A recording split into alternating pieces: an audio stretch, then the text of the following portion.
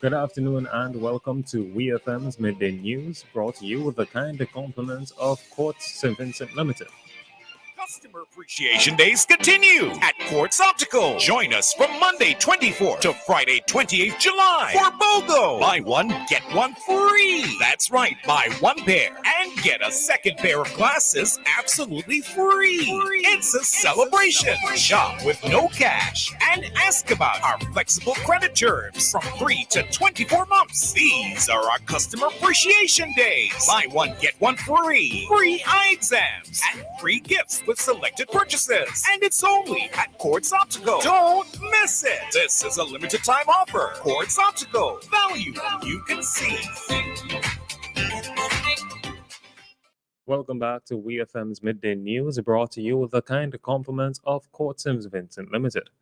I am your presenter, Rajiv Providence. First, on the local scene, the National Reparations Committee, which is set to be upgraded to a National Reparations Commission, has a new chairman in lawyer Adrian Odle.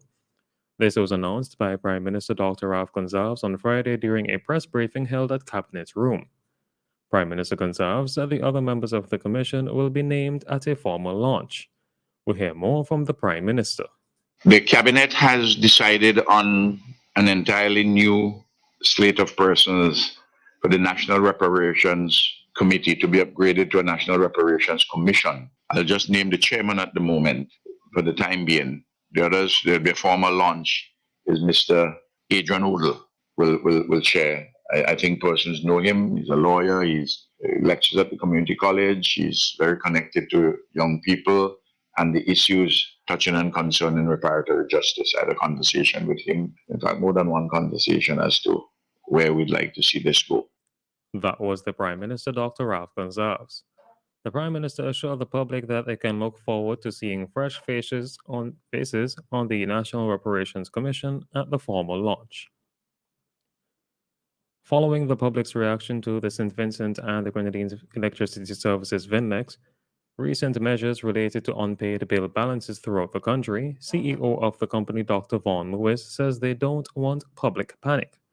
Dr. Lewis, who was at the time speaking on WEFM's Issue at Hand program, said that the company does not want customers to be fearful, but instead wants to create an environment where they can work together. We hear more from VINLEX CEO.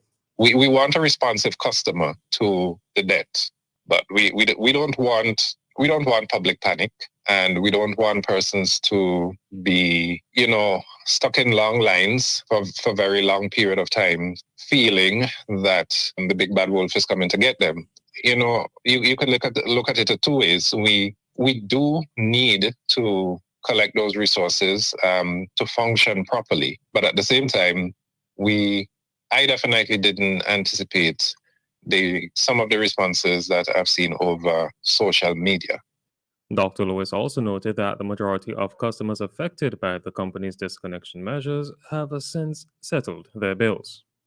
The number of disconnections that we've done is definitely less than 2%, and the majority of persons who were disconnected did settle their bills. So we had a greater drive, but I think being in the news, the drive, the social media response in particular in relation to the work we have done has had a greater impact than definitely I anticipated.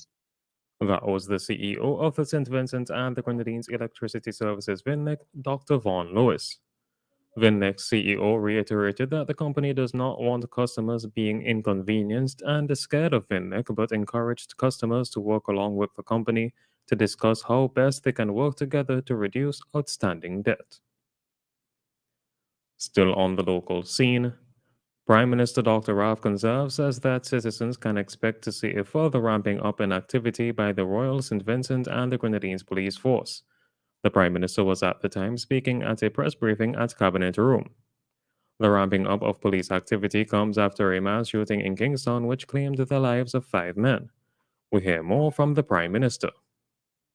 We had a 3-hour meeting with the top brass of the police force, headed by the Commissioner of Police, and a number of matters, practical matters were dealt with.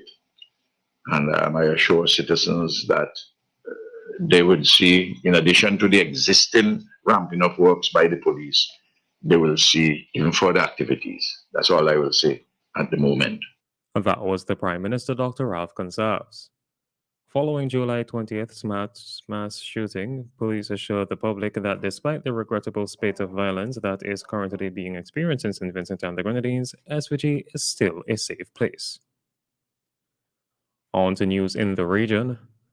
Officials in Kenya say they are ready to lead a multinational force into Haiti as escalating violence between armed gangs and police is fueling a humanitarian crisis that has displaced tens of thousands of people. At the request of Friends of Haiti group of nations, Kenya has accepted to positively consider leading a multinational force to Haiti, Foreign Minister Alfred Mutua said in a statement on Saturday, adding that Kenya's commitment is to deploy a contingent of 1,000 police officers to help train and assist Haitian police restore normalcy in the country and protect strategic installations. The Kenyan foreign minister said his country's proposed still needs a United Nations Security Council mandate and authorization from Kenyan authorities. Earlier this month, UN Secretary General Antonio Guterres appealed to the Security Council and major potential contribution countries to act fast to create the conditions for the deployment of multinational force to Haiti. On Thursday, the United States issued a level 4 do not travel advisory on Haiti, advising its officials and their families as well as non essential workers to leave the Caribbean nation as soon as possible on commercial flights. Jamaica's National Environment and Planning Agency, NEPA, says it is concerned about what it describes as an unprecedented rise in exotic animals being held by persons locally. This after the operation of a mobile zoo with exotic species was on display to the general public. Evidence of the zoo's operation is being circulated on social media, said NEPA in a release on Friday. Social media was abuzz last week following the circulation of a video showing an Argentine black and white tegu, and several persons questioned how the lizard got into Jamaica.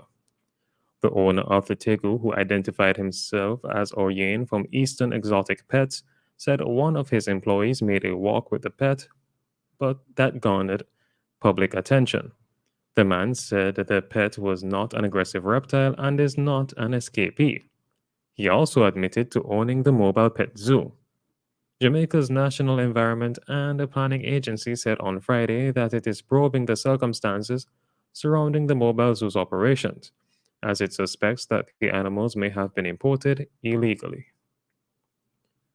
On the international scene, Saudi Arabia is preparing to host a summit to discuss Ukrainian President Volodymyr Zelensky's plan for peace in his country amid the ongoing Russian invasion, according to a senior official in Kiev.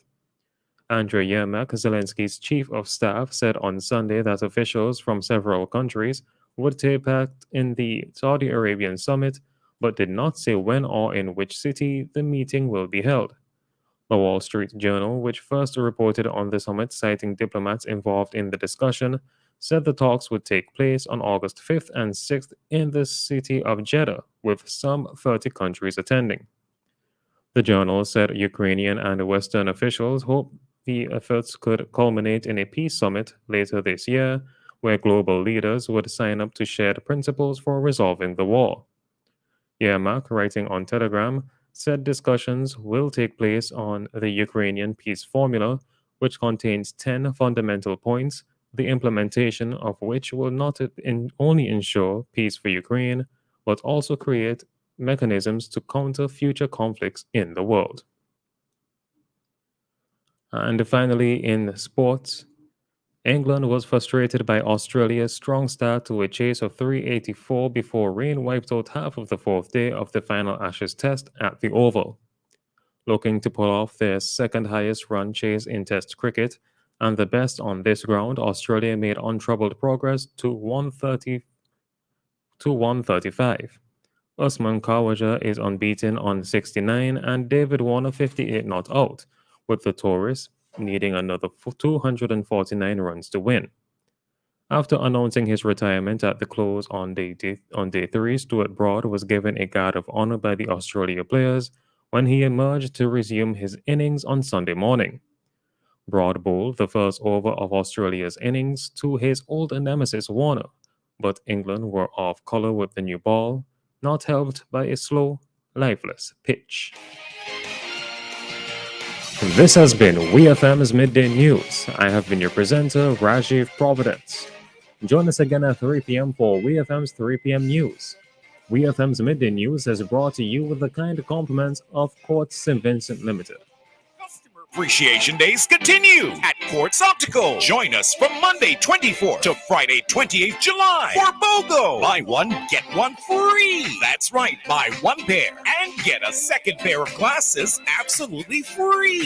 It's a celebration. Shop with no cash and ask about our flexible credit terms from 3 to 24 months. These are our Customer Appreciation Days. Buy one, get one free. Free eye exams and free gifts with selected purchases. And it's only at Quartz Optical. Don't miss it. This is a limited time offer. Quartz Optical. Value you can see.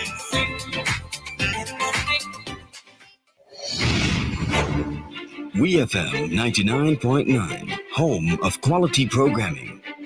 A source of reliable news and information. Home of legendary voices and music. WEFM 99.9, the clean first sound.